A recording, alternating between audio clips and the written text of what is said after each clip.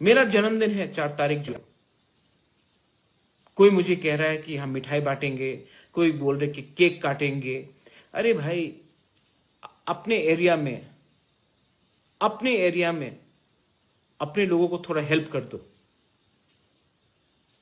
आज prime minister बोलता है चाइना का सामान नहीं खरीदेंगे, हम अपना सामान खरीदेंगे।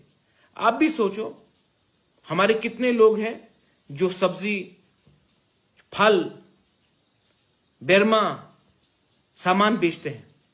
हमको भी अपने एरिया में जाकर अपने लोगों से ही पहले खरीदना चाहिए। आत्मनिर्भर करना है तो हमको भी अपने जो तिपरासा का मार्केट प्लेस है वहीं में जाकर तिपरासा से सामान खरीदिए, क्योंकि जब तक हम नहीं खरीदेंगे हम कंप्लेन नहीं कर सकते कि हमने अपने लोगों को क्यों हेल्प नहीं किया। आत्मनिर्भर होता है जब आप खुद अपने लोगों को हेल्प करें।